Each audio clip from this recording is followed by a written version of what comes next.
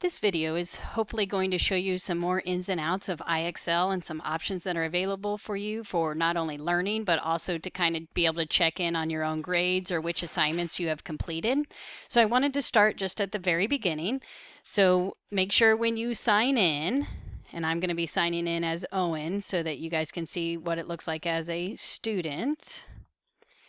Make sure that you have this remember button clicked so that when you click on the links from Schoology, it'll take you right to IXL, and then you'll already be signed in. I don't want my computer to remember him, so I'm going to unclick it, but make sure you click that. And then when you sign in, or whenever you go to IXL, always check in this right corner to make sure that it says your name, because otherwise you're just practicing kind of like a guest and it's not recording your data and it's not connecting the data to your homeroom teacher so that you can kind of see that it's completed. So first, we can kind of just go through some of the things that are like available to you on IXL.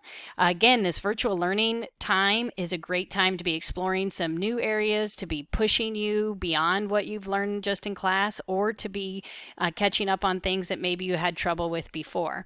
So they give you some recommendations here. I see he has some great math things that could be worked on, some very fun exponents here. There's another pattern one that's good to kind of study. Then they give you a text structure one. And this is if you were just going here to like work on your own to kind of meet things. So they have some passages about deserts, read and understand, choose the pictures that matches the idiomatic expression. Those sound kind of fun to you. More math, sorting words, spelling if that's a problem for you, vocabulary options. I was trying to see if they have any social studies or science for Mrs. Crone and Mrs. Graves, but maybe they just focus on the science. So if that's the case, you can also come up here and look at subject areas on your own. So they have a math section that you could go to, possibly, maybe. Got to be patient if it's scrolling up at the top. So here's your language arts section. You can start at level H, but you can expand down to all of these different levels if you need to extend yourself, or if you need to go back a couple levels. Here's how you can go back. I know my nephew who goes to Bernard Campbell in 8th grade, they're using IXL for their math here. And then you can go into any of these individual things that you want to learn more about. And up here, grammar and mechanics, vocabulary, writing strategies, reading strategies. Same thing can happen with math. So again, they have the different levels here, so you can kind of go back to some of the things you want. You can also do a diagnostic test up here, and you can do math or reading, and then it'll give you those suggestions based off of your diagnostics if you didn't want to go in by yourself. So just an idea. The other here is science for Miss Crone. Again, you can kind of look at different areas or different grade levels that you wanted. If there's a different topic that you're interested in.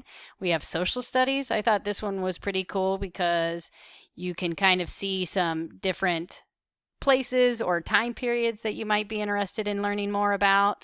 And those are all available to you.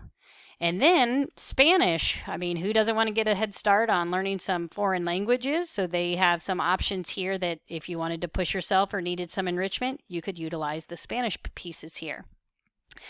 Okay, the other really important part that we wanted to get to is if you had something assigned in your reading course or science or social studies and you just can't remember if you did it or not. How you can check that is you can go to this analytics button right here. And then what I suggest you go to is scores. And so then these are going to be your language arts scores. So if Mrs. Crone assigned something to Owen and he needs to check to see, this means she assigned or he did a 0.1. And so you can see his SMART score here. He answered 4 questions. He spent less than a minute on it, and that was today. I went in and just did that one, I guess, as a practice. But here are the ones that Mrs. Crone had assigned. G.1 and G.2. So sometimes when you see in our Schoology links, go do lesson K. such and such. You can see those. You can see what date you completed it on, what your SMART score was, how many problems you did, how long you spent there, and then the date that you completed it. I know for most assignments, we had decided that we want a SMART score of 100 or 30 minutes spent on it. So for instance, Owen was able to get this one really quickly and only took 9 minutes to be completed. However, some of the other ones took him a little longer, a little more practice to get it, and then it was completed. So either a SMART score of 100 or 30 minutes on that activity. If there is a difference, your teacher will put that in your comments in your Schoology course. If they say, no, we want a 100 SMART score, no matter how long it takes you, they'll communicate that there. So there's his reading ones. If Mrs. Crone assigns something in science, you can go just directly to science and then kind of look down to see where that one was. So I think she has assigned 2 so far. So there's W.1. He got 100. He did 14 questions, took him 7 minutes, and he completed it on April 17th. So hopefully that'll give you a little more help in being able to see where your scores are in IXL, see how you performed, and to make sure that you are checking off all of those assignments that get assigned to you. Have a great day.